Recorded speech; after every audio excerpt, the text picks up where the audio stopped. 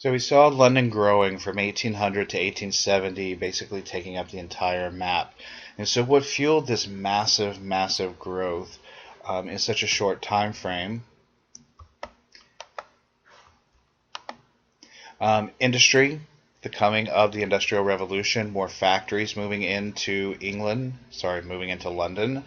The growth of public transportation. London was the first place to get a subway. And prior to getting a subway, they were already using ideas of trains, of moving people from the suburbs, moving from the countryside into the city to work. This is a map of present-day London, although it's projected backwards in time, so that we see in the 1800s, again, this is the boundaries of where the city had grown up. And everywhere you see a red dot was a factory. And so you can notice that there's a lot of factories in what we would consider, central London. And just to give you an idea, right after Hyde Park, right in this area is where the Queen would live, Buckingham Palace. So you notice that there's no factories near any of the areas that would belong to the Queen. Excuse me. And another thing that they recognized at the time is the prevailing wind in London was always from the west. So the wind would blow from the west to the east. And so that's why you get all of the factories that are after the Queen's area, so that all of the soot and smoke are going this way. So the east end of London was the horrible place to live. This is where you're daily covered in grime and soot and smoke and filth and sewerage because there's not sewers put in it properly. And this would be the more posh area because very few factories, much nicer place to live. And so this is where the poor would huddle within the city. Then we have starting the development of the trains, going in and out of London. And so it would now allow people who lived on the outskirts, out where there maybe used to be farms and they would have a farm's assistance. Now that there are factories and factory jobs, they can travel in and work in these factory jobs. And we see that people do that. But we also see that people really understand that living outside of London and commuting in, it's not a very economic, it doesn't make good economic sense. Because imagine if you're having to work a 12 or 14-hour day, then you live a 45-minute train ride outside of the city. Okay, that's an hour and a half of commute into the city. You work 14 hours.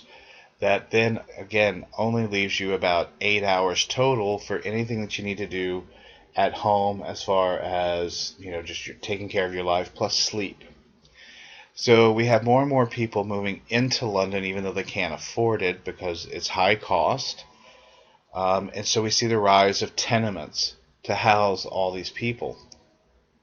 And these are very stereotypical tenants of the time. Tenements, sorry, you can see just hobnobbed together, small rooms. If it were children who were orphaned, parents couldn't afford them, whatever, then they would often hover together in gangs, become communities of gangs to stay together, to scavenge, and to survive. You'd also have families, again, living in one-room apartments. This is a picture of 7 people who are living in a one-room apartment. Notice it has the closet, has a little bit of a place to cook, a little bit. But this really was only a place to come in, sleep. During the day, you have to be outside. This is not a place that you call home. This is just a place where you sleep before you go back to your factory job. And realize that especially with the coming of the Industrial Revolution and factories, all of these people in this picture, except for this one, are going to be working at the factory. As you were old enough to get up, get dressed, and go and pull a lever every day, you were employable, and you would go and work and earn money for your family. Charles Dickens, what do we know about him? He wrote A Christmas Carol, among other things. We know that as a child, he was one of those children who was forced to work. He worked every day of his childhood from 8 a.m. to 8 p.m. It was a 12-hour shift. And we see that even into the United States, even into the 1900s, children workers, women workers, it wasn't until that labor unions came in at the turn of the century that we get unionization and people saying, you know, you should only have to work 5 days a week. We should have 2 days for weekends. And that actually started even with the labor union saying, well, you know, if you're going to be Christian-based, you need to say the Lord took 1 day off, God took 1 day off, you should at least give your factory workers 1 day off. And it slowly developed into the idea of 2 days off. And then they started saying things, we need minimum age for people to go to work. We need minimum number of hours. We need a minimum wage. We need to have a lot of minimum standards put in so that people are not exploited. But at this time in England and in the United States, there are no limits whatsoever. And people would probably fight you at first for them, because imagine if this is your family, and you're this guy, and it's costing you $1,000, I don't know how much, but let's say $1,000 a month for this, and it wouldn't. It would probably cost you $100 a month, because people earned about $2 a week.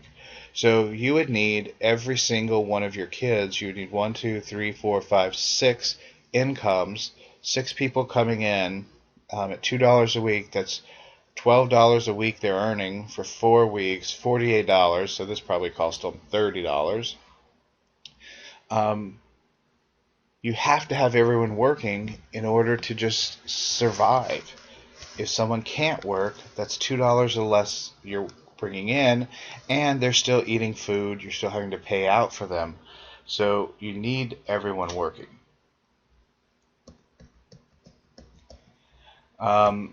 Again, we know that he did earn $2 a week for his 12-hour shifts. Again, that was Sunday through Sunday shifts. He spent his childhood living in debtor's prison, so he didn't grow up in a house. He grew up in a prison cell because his father was constantly in debt, couldn't pay his debts, and so was kept in prison. And so we see this in a lot of his writings and in the way that the misers are constantly picking on the lower class who need to come to them for money to help survive the way that they're preyed upon. And because of this, we say that Charles Dickens created literary realism, that when you read his novels, you get a realistic view of what life was like during his time frame. He depicted people's lives somewhat realistically. Yeah, he sometimes still had to use some, over-the-top imagery to make it interesting, but there's a lot of detail about what people's daily lives were really like, especially among the poor. He had a lot of sympathy for his poorer characters, not so much sympathy for the wealthy characters, although occasionally he did. For example, Mrs. Havisham in Great Expectations, seen as the villain, but when you start looking at it, there's a lot of sympathy to the way her life turned out. He spent a lot of time writing about the lower classes. And so we're going to see all of this coming together in A Christmas Carol, and we're going to see how it translates into the TV version of A Christmas Carol.